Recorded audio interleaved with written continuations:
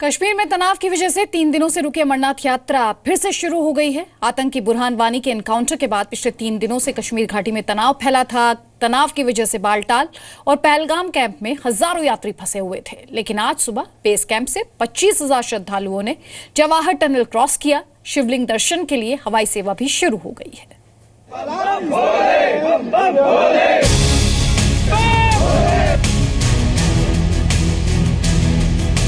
हम लोग बस इंतजार कर रहे हैं यात्रा करने के लिए। बस दिल में आस्था, जुबान पर हर हर महादेव। कोई 1 दिन से, कोई 2 दिन तो कोई 3 दिन से अमरनाथ यात्रा मार्ग पर फंसा हुआ है, लेकिन न जोश में कमी है न आस्था में। जिद है बस बाबा बर्फानी के दर्शन की। यात्रा करके जाएंगे। हिजबुल मुजाहिदीन कमांडर बुरहान वानी के मारे जाने के बाद से कश्मीर घाटी में माहौल तनावपूर्ण बना हुआ है। कश्मीर में हालात लगातार तनावपूर्वक बने हुए हैं, जहां एक तरफ प्रदर्शन, हिंसक प्रदर्शन देखने को मिले हैं और जो आंकड़ा है मरने वालों का वो करीबन 21 पहुंच चुका है। करीबन 300 से ज़्यादा घायल हुए हैं लोग। इसी बीच जो अमरनाथ यात्रा चल रही है, उनके जो यात्रा पे यात्री आए थे उन पर भी ये असर पड़ा है। यात्रा मार्ग पर फोर्स को और बढ़ा दिया गया है। बालटाल और दूसरी जगहों पर फंसे हुए अमरनाथ यात्रियों को जम्मू लाया गया है। हर रोज हम यही सोच के चलते हैं शायद आज खुल जाएगी यात्रा और हम लोग यहाँ से निकलेंगे। लोगों का कहना है कि प्रदर्शनकारी अमरनाथ यात्रियों के बस को भी निशाना बना रहे हैं। हालात सामान्य हो जाएंगे, ऐसा हमारा विश्वास है। हमें भरोसा रखना चाहिए प्रदेश सरकार पर, अपने सेना बलों पर, अर्धसेना बलों पर, जिन पर हमें गर्व है, नाज है। लोग डरे हुए हैं, चारों ओर दहशत का माहौल है, लेकिन बाबा बर्फानी के भक्तों का कहना है कि जिन्होंने बुलाया है वो ही पार लगाएंगे। बाबा बर्फानी ने बुलाया है, उम्मीद पूरी है, पक्का जाएंगे, दर्शन करके आएंगे घर। पहली बार आए हैं। 6 तारीख का यात्रा में स्टार्ट था मेरा। लगभग हम 6-8 तारीख को बालटाल पहुंच चुके थे हम। तो भक्तों के उत्साह में किसी तरीके की कोई कमी नहीं आई है। अब बात करते हैं देश में पड़ रही मौसम की मार की। 2 से 3 दिन की बरसात में देश का आधा हिस्सा बाढ़ में डूब गया है। बाढ़ से निपटने के लिए ढेर सारे वादे और दावे किए जाते हैं, लेकिन मॉनसून की पहली ही बारिश में ये सारे दावे और वादे चारों खाने चित हो गए।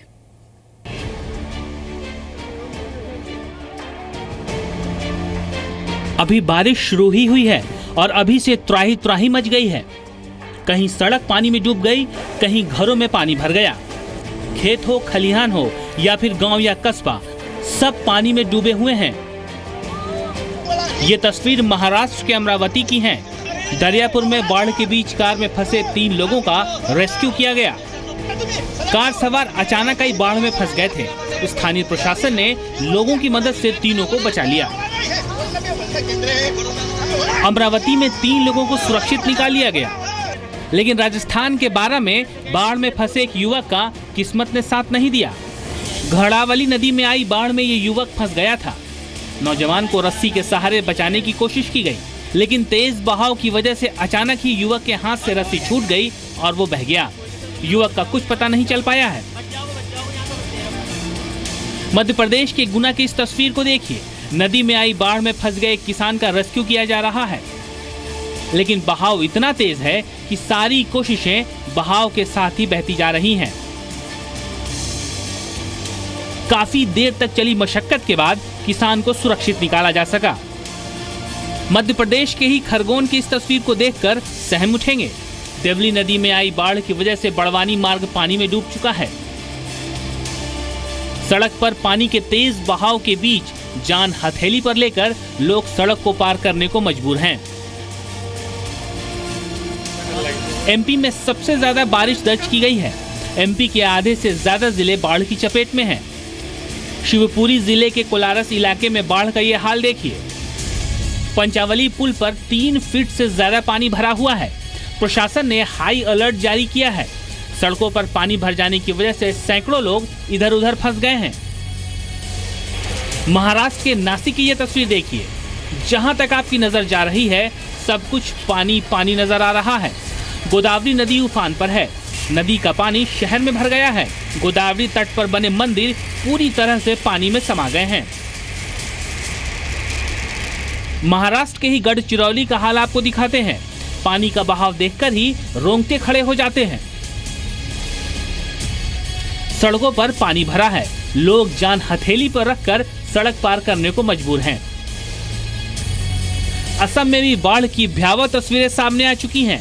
जोरहाट की ये तस्वीरें देखिए, घरों में पानी भर चुका है, लोग सड़कों पर रहने को मजबूर हैं। लोगों ने सड़कों पर ही आशियाना बसा लिया है। सारा सामान सड़कों पर रखकर लोग पानी घटने का इंतजार कर रहे हैं। असम में शोनितपुर जिले के गोहपुर में हालात और भी खराब हैं। पिछले 2-3 दिनों से हो रही बारिश ने लोगों का सब कुछ छीन लिया है।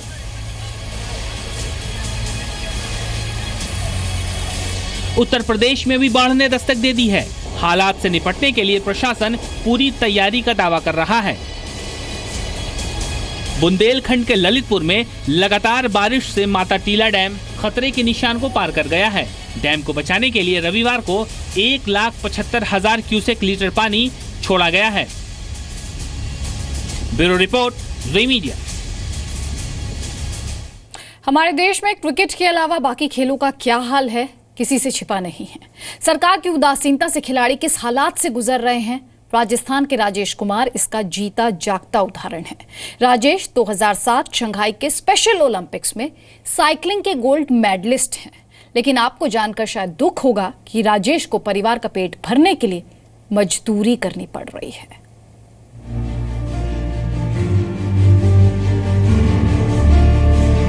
जश्न, खुशी और इनाम की ये तस्वीरें साल 2007 की हैं।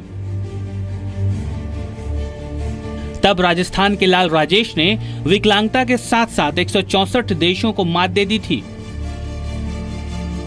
राजेश ने 2007 में शंघाई इंटरनेशनल स्पेशल ओलंपिक में गोल्ड मेडल हासिल किया था।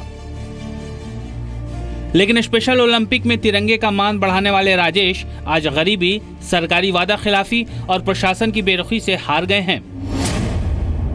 साइकिलिंग का ये उस्ताद अब मजदूरी करने को मजबूर है। नरकम लाग रहे हैं, 150 रुपया दिहाड़ी चल रही है सर, इसमें लाग रहे हैं। अब सर मेरे को इतना जीत के आया, इतना मेरे को आगे भी कुछ काम दिहाड़ी मंजूर तो दिहाड़ी करते हैं सर, बागा पैसा दिहाड़ी करते हैं लोग। 2007 के शंघाई स्पेशल ओलंपिक में राजेश ने साइकिल रेस में गोल्ड मेडल जीता था। 10 किलोमीटर की दूरी महज 15 मिनट में नाप ली थी। पहले बहुत खुशी हुई 2007 में शंघाई चीन में,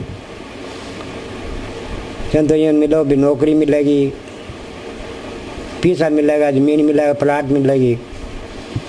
और अब तो ना कोई प्लाट मिलो, ना कोई ज़मीन मिली, ना कोई पैसा दिया।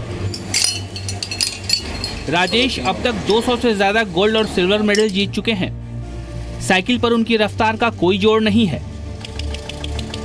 इसके बावजूद विमंदित के नाम पर उन्हें कोई नौकरी नहीं देता। राजेश मजदूरी कर अपना गुजर बसर कर रहे हैं। हरनेक सिंह, ज़ी मीडिया, श्रीगंगानगर।